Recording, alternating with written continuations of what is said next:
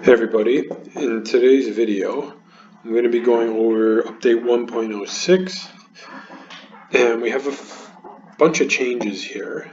I'll start with game components.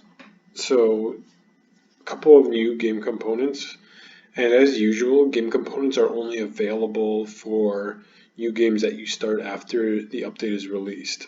So the two new components are both the final secret objectives to be implemented, and they are both action phase objectives. So we have added Spark a Rebellion as well as destroy their greatest ship.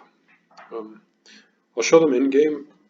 Basically, Spark a Rebellion is when you win a space combat against a player who has the most victory points, and of course that includes if there's a tie for first place. So for example, if everyone in the game is at 2 victory points, then no matter who you win a combat against, you can double click that card anytime before your turn ends to score that secret objective.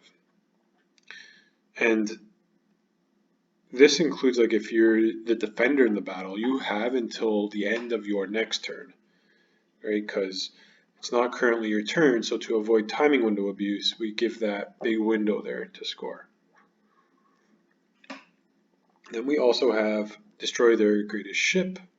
And that is the secret objective where you destroy either a flagship or a war sun, I believe. So those are the new game components.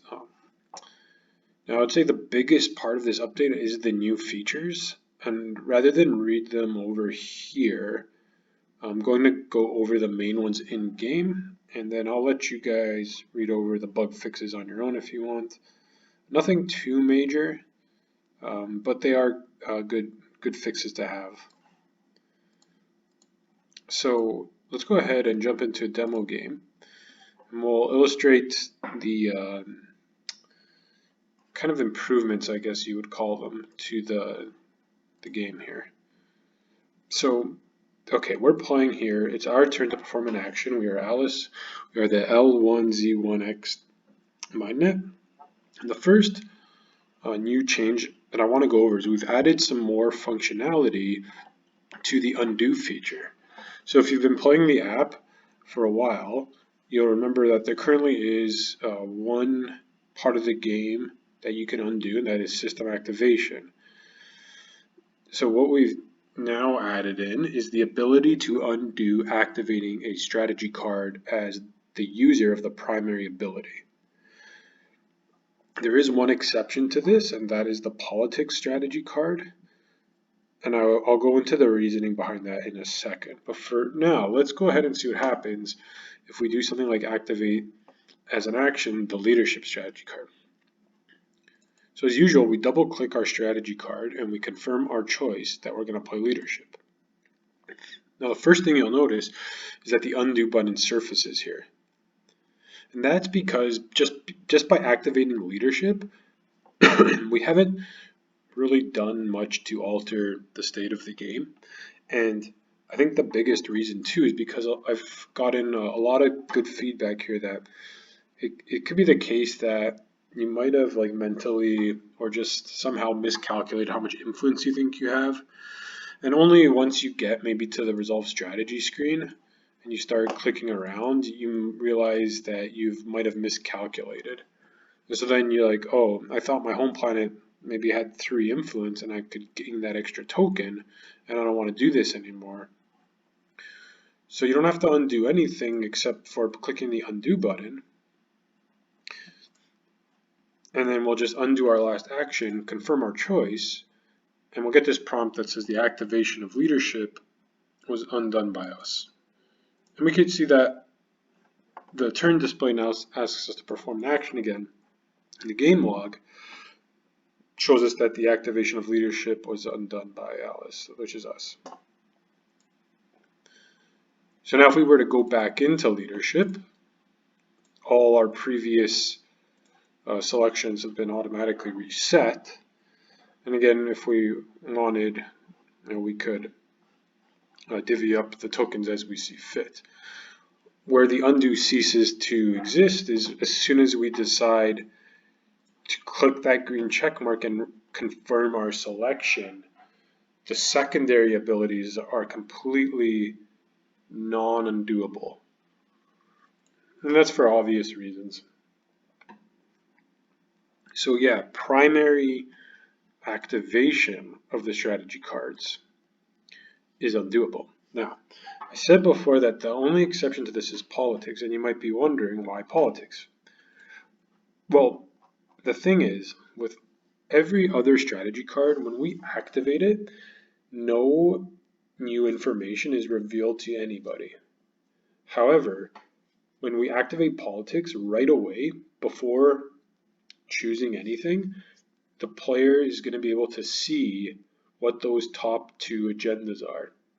And so if they were able to undo, this could potentially give, well, I mean, it does give way to, an abusable tactic there, right? You didn't play politics yet, and you already know what the agendas are. Shouldn't be allowed. So when you do double click politics, you'll get this. It's not a warning, so I just want to make that clear, because I don't want there to be a warning message every time someone is activating politics. That doesn't really make any sense, but there is this note. Due to the nature of politics, you will not be able to undo activating this card after confirming your choice. And that's exactly for the reasons that I just mentioned.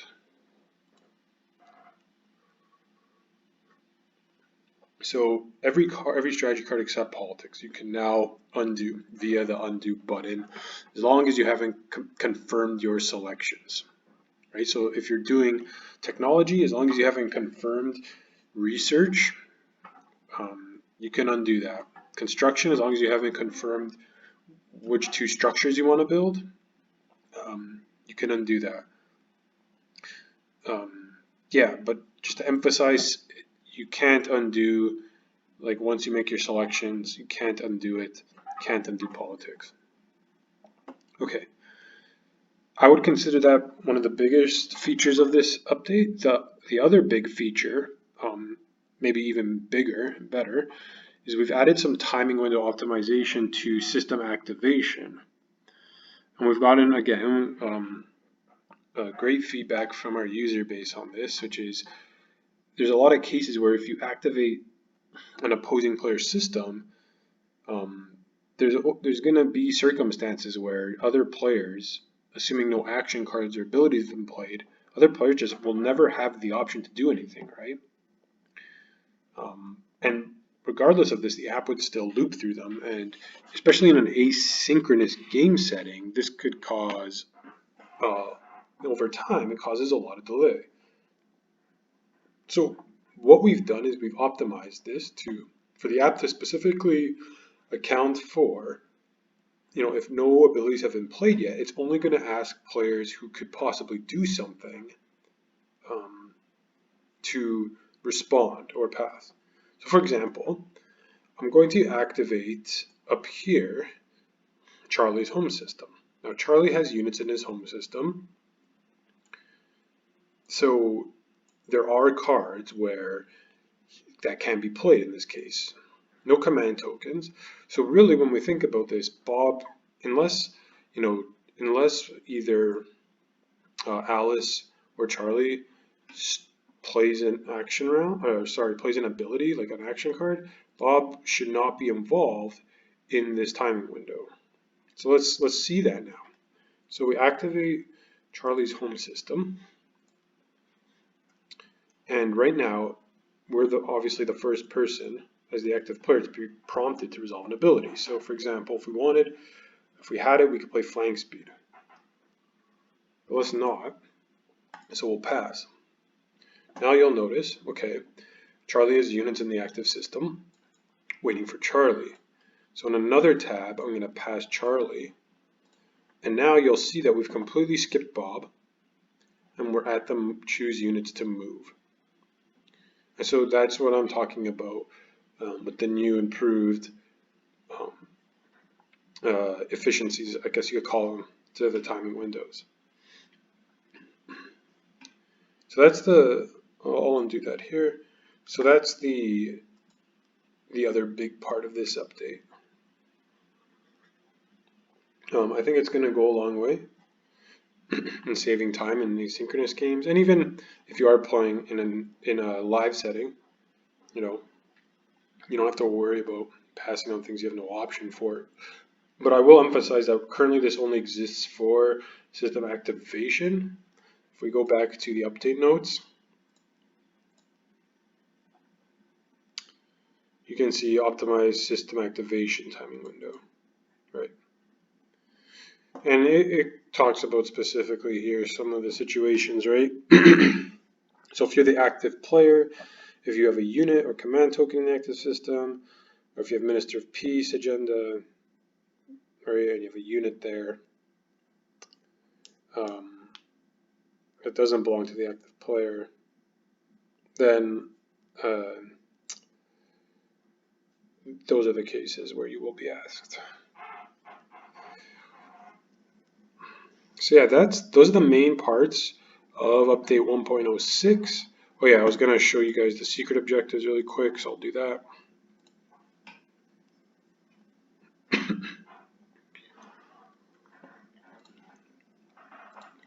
So yeah, we have destroy their greatest ship, as I mentioned earlier, action phase, and spark a rebellion, action phase.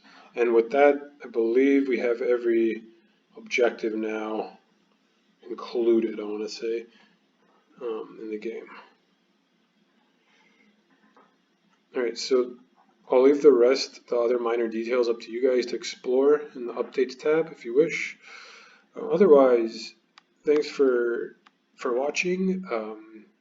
Hope you enjoy this new update, and we'll see you in the next video. Take care.